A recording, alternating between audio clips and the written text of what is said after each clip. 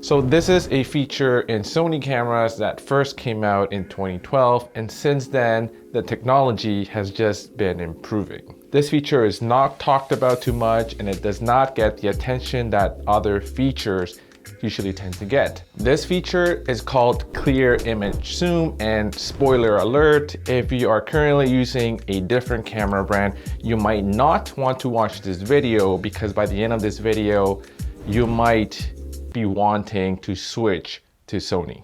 Well, maybe. So I'll be talking about what this feature is, how to use it. I'll show you some comparisons, and you can determine for yourself by the end of this video whether this is something that you will definitely need in your camera. If you are a Sony camera user, you're in luck. Your camera most likely has this feature. So stay tuned so you find out all the good things about Clear Image Zoom. I'll also show you some comparisons to see whether it's actually usable.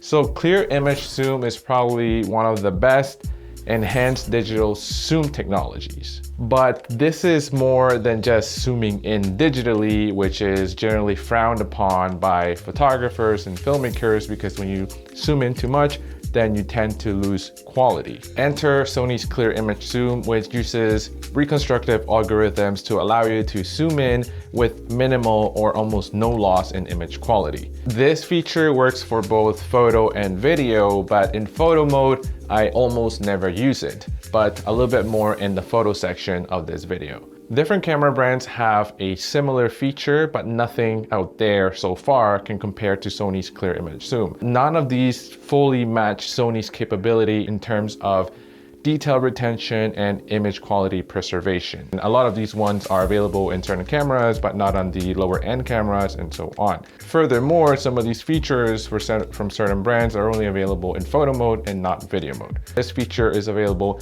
in a lot of Sony cameras, ranging from consumer level to prosumer and above, which is not the case with a similar feature in other camera brands. So you get Clear Image Zoom on your Sony full frame, APS-C, the RX10 or RX100 series, even in some CyberShot cameras. But if you have had a good experience with any of these alternatives from different camera manufacturers, let us know in a comment below, and I would love to hear more about it and check it out as well. So what are some practical uses of Clear Image Zoom?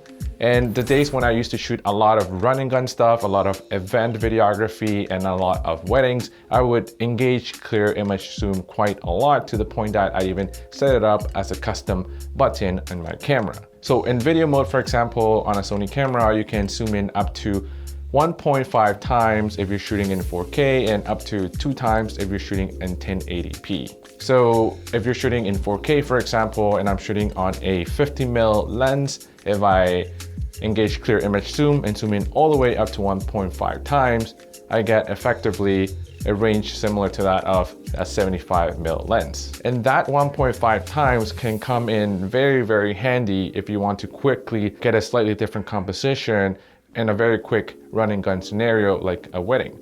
And especially when there isn't too much time to quickly swap lenses, Clear Image Zoom is just going to come in clutch. The one thing to note though is that depending on the camera that you have, some autofocus features might not fully work 100% when you have Clear Image Zoom engaged. But for the most part, if your framing is mostly in the middle, Clear Image Zoom is going to work perfectly. All right, so coming up, I'll be showing you a couple of comparisons in video mode when using Clear Image Zoom, and we're gonna play a little bit of a game. I'm going to be showing you 2 images of the exact same thing, one using Clear Image Zoom and one without. And you tell me which one you think was shot using Clear Image Zoom and which one wasn't. I'll be using the same lens for these comparisons. I'll be using a zoom lens so that you'll be able to compare what that Clear Image Zoom zoomed in look would look like compared to an optical zoom version of that same image, zooming in with the lens.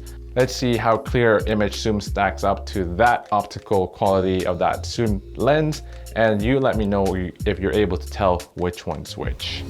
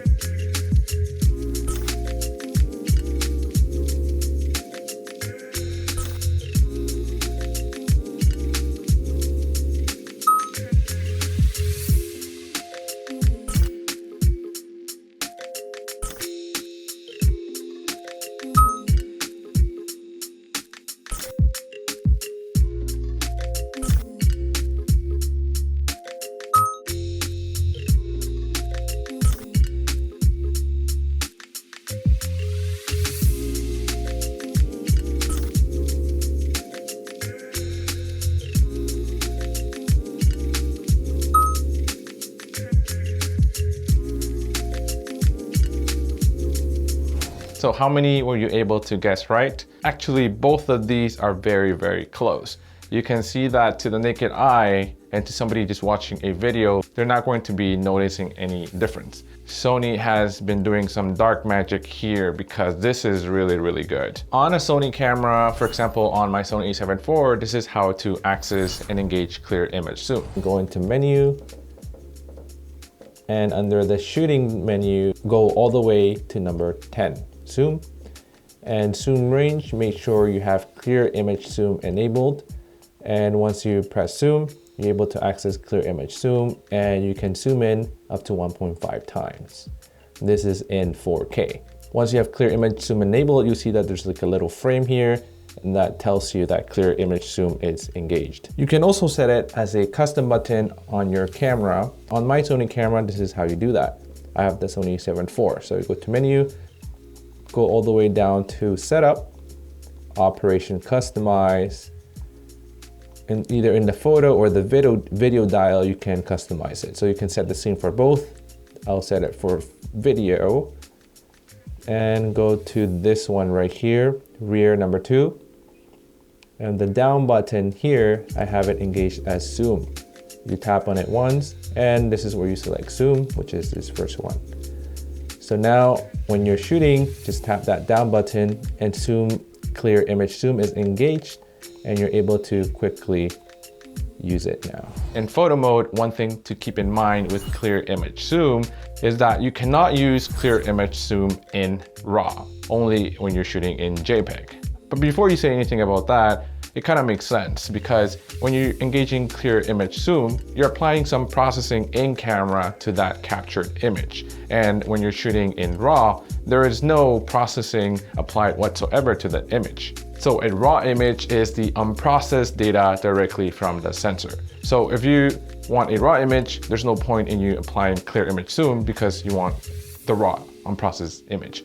Next, I'm also going to compare some photos shot in JPEG with Clear Image Zoom and without Clear Image Zoom. And you can let me know which one you think's which.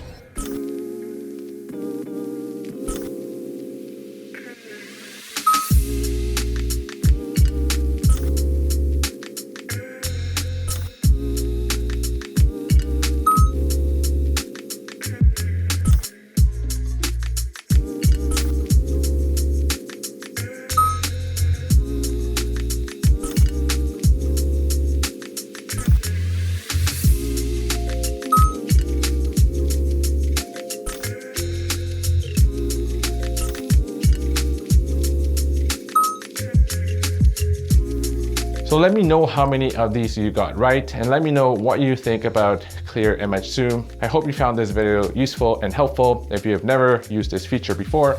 And if you're coming from a different camera brand, maybe this is something that you would be interested in, and maybe you might want to switch to Sony just because of that. But let me know in the comments below what your thoughts are. So thank you again so much for watching. And here are a couple more videos you could probably watch next, and I'll see you there.